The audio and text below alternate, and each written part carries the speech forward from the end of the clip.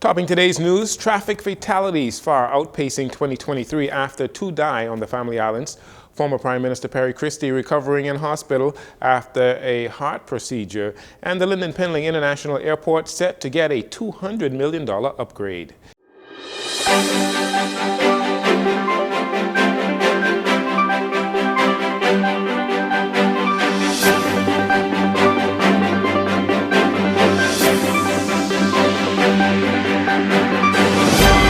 Good evening, Bahamas. I'm Jcn. This is your JCN Evening News. It's a pleasure to have you join us following the holiday weekend.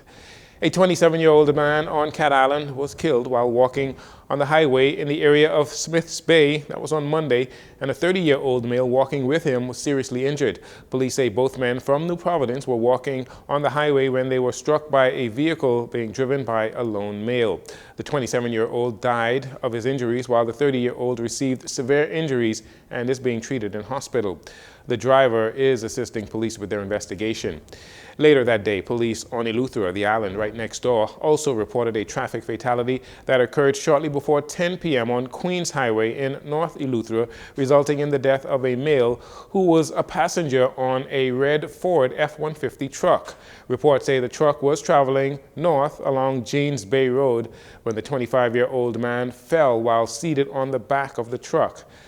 He received severe head trauma following his impact with the road surface and became unresponsive. The local medical doctor arrived on scene, examined him, and pronounced him dead. Owners of the trucks and those of you riding on the backs of trucks, you are reminded that the law requires you to be seated on the inside of the bed of the truck. These two incidents bring the number of traffic fatalities for the year to 40, far outpacing 2023 when there were a total of 51 traffic fatalities.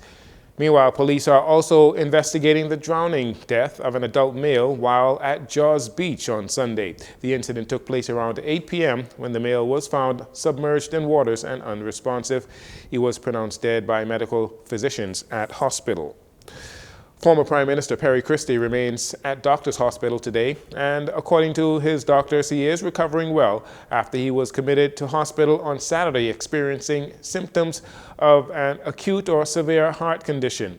On Sunday, the Office of the Prime Minister released a statement notifying the general public of the situation. Prime Minister Philip Davis said his thoughts and prayers were with Mr. Christie, who is now 80 years old.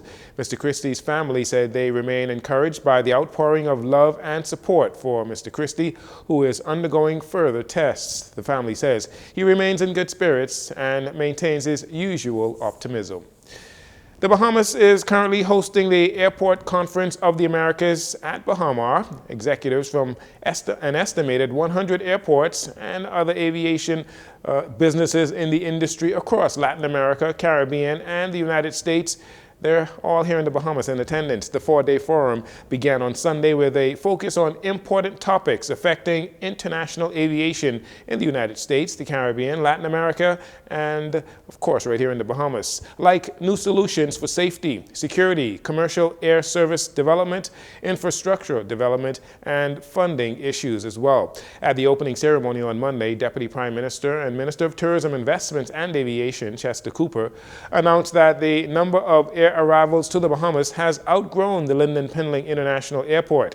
He said plans are in the works to address those problems.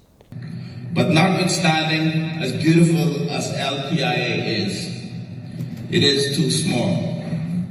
We have seen a significant level of growth in tourism arrivals.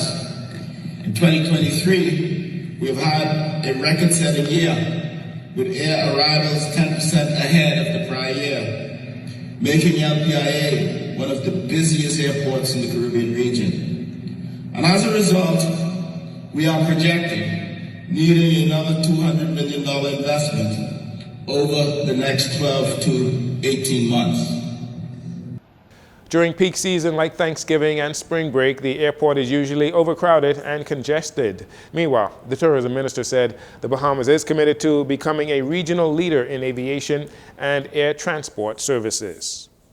And finally, in this segment, the Free National Movement is commending the government for admitting that the state of the economy is not good. In a statement, leader of the official opposition, Michael Pintard, says the Davis administration's August 2nd admission by Minister of Foreign Affairs Fred Mitchell that the economy is in a tight squeeze shatters the delusion perpetrated by the Prime Minister and his public relations spin factory that the Bahamian economy is healthy and doing well.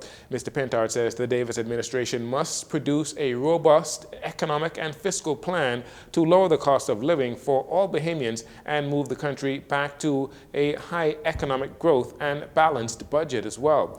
Minister of Foreign Affairs Fred Mitchell made the tight economic squeeze comment in a statement on Friday and was reportedly responding to claims that the government is anti-business. He said the Davis administration is doing what it can to keep the economy going. You're listening to JCN News. We'll take a break here. We'll be right back after these commercials.